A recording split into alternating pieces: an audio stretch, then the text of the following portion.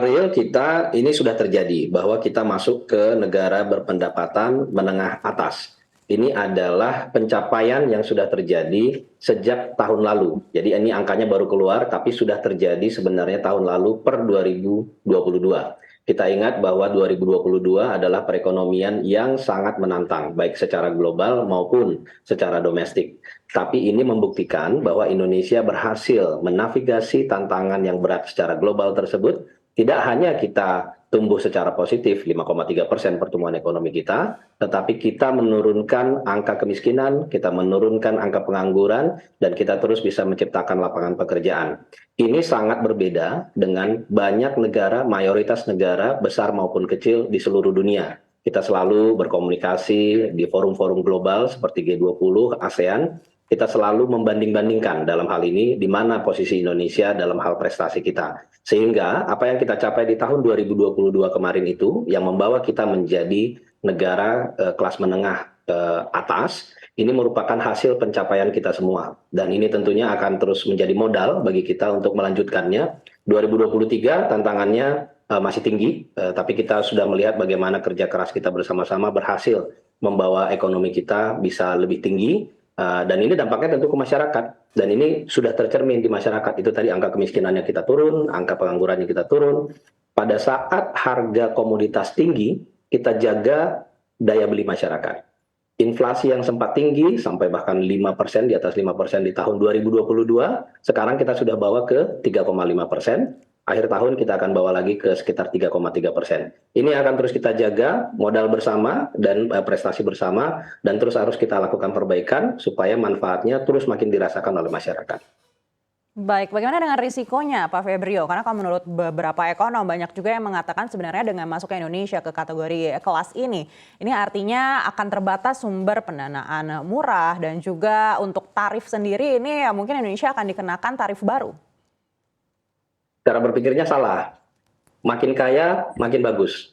Itu yang harusnya kita pegang. Artinya, makin kita berpendapatan tinggi, kita akan mendapatkan peluang-peluang yang makin besar. Dan ini sudah terjadi, bahwa investasi-investasi yang bernilai tambah tinggi, ini akan melihat pasar Indonesia karena pendapatan kita lebih tinggi. Demikian juga dengan investasi ke portfolio. Bagaimana peluang yang terjadi di ekonomi yang pertumbuhannya konsisten tinggi dan pendapatan per kapitanya meningkat, itu akan mengundang banyak sekali aktivitas-aktivitas baru. Dan ini kita harapkan juga akan masuk ke sektor portfolio, seperti misalnya saham. Nah, tapi di sektor real ini yang terutama yang akan kita lihat. Bagaimana ekonomi yang dikelola dengan baik, menghasilkan indikator-indikator yang baik, APBN-nya sehat, APBN-nya siap untuk menjaga sebagai shock absorber bagi daya beli masyarakat, tetapi kita bisa jaga ekonominya tetap stabil. Ini akan mengundang investor. Ini akan dan sudah mengundang banyak aktivitas. Satu lagi adalah kebijakan kita harus tetap konsisten. Bagaimana kita kemarin menghasilkan pertumbuhan ekonomi yang kuat itu tidak terlepas dari kebijakan struktural yang kita lakukan. Kita dorong bagaimana Undang-Undang Cipta Kerja di tengah masa pandemi 2020, kita mengeluarkan Undang-Undang Cipta Kerja. Dan itu adalah cerminan dari keinginan kita dan usaha kita untuk terus mereform sektor usaha kita. Kita juga keluarkan Undang-Undang reformasi sektor perpajakan di tahun 2021 yang sebenarnya juga masih sangat berat.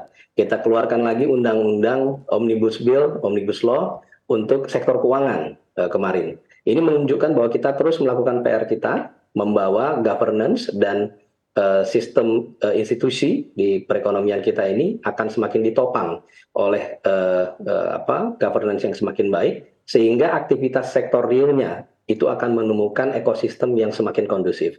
Ini yang akan kemudian membawa kita terus pada track yang harapannya makin kuat menuju negara maju di tahun 2045 nanti. Baik, apakah ada potensi perlambatan dari kinerja ekspor kita apabila ternyata Indonesia dikenakan tarif yang lebih mahal dari biasanya?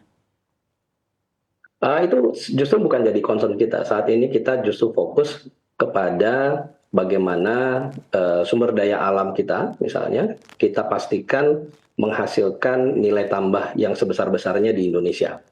Nah, ini yang sudah kita manfaatkan dan sudah kita dapatkan hasilnya. Dan ini merupakan salah satu kontributor besar bagi pencapaian kita menuju dan sudah berada di ekonomi dengan pendapatan menengah atas ini tadi. Bagaimana kita dalam beberapa tahun terakhir, bahkan ini yang menjadi salah satu faktor positif yang membuat ekonomi kita stabil selama pandemi dan setelah pandemi ini adalah kinerja dari sektor hilirisasi kita.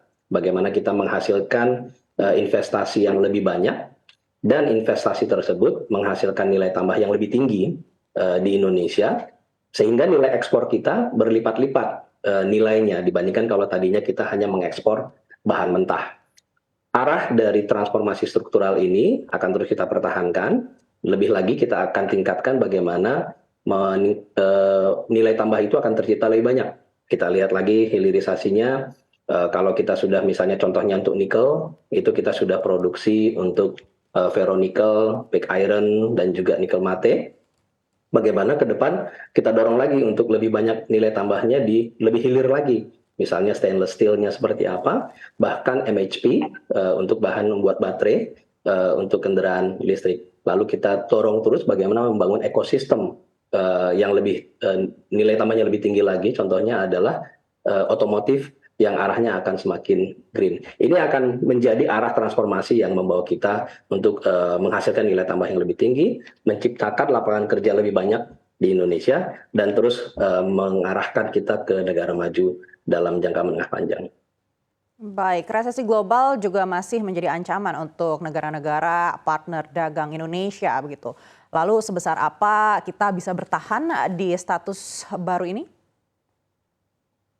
Ini memang masih menjadi tantangan, harus kita akui. Tahun 2022 kemarin tantangannya adalah kebijakan makro di banyak negara maju terutama tingkat suku bunganya naiknya sangat cepat dan tinggi. Itu mengakibatkan instabilitas di banyak negara berkembang. Kecuali Indonesia. Indonesia malah karena posisi kita relatif baik, keluar dari pandemi, kita mendapatkan current account surplus, bukan current account deficit. Ini salah satu lagi hasil dari transformasi struktural tadi.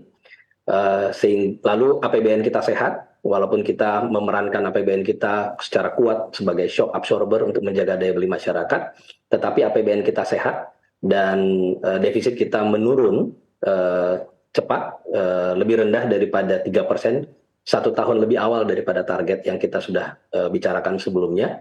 Sehingga pasar melihat bahwa Indonesia relatif menjadi bright spot untuk tahun 2022. 2023 kita pertahankan status itu, modal yang sudah kita dapatkan selama 2022 kemarin, kita jaga terus stabilitas dari makronya. Kita melihat bahwa harga komoditas turun, akan tetapi tingkat suku bunga masih tinggi dan kemungkinan masih akan bertahan di level tinggi untuk negara maju.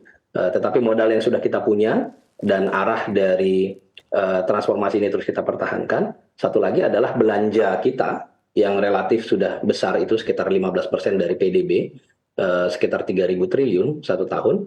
Itu harus kita makin pertajam supaya multiplier efeknya makin besar. Satu, untuk menciptakan lapangan pekerjaan tadi, menurunkan angka kemiskinan, dan juga memastikan bahwa masyarakat yang miskin dan rentan, biasanya ini kita lihat yang 40% terbawah, itu semakin terlindungi. Nah, ini tadi yang memastikan bahwa angka kemiskinan harus turun. Bahkan untuk tahun 2024 nanti kita sudah siapkan bahwa angka kemiskinan ekstrim harus mencapai 0%. Lalu angka stunting itu harus mencapai angka 14%. Jadi ini bagaimana kita melihat ekonominya secara sektoral kuat, pendapatannya meningkat, tapi kita pastikan bahwa kelompok masyarakat yang miskin dan rentan tidak hanya terlindungi, tapi kita berharap mereka bisa kita angkat untuk naik kelas.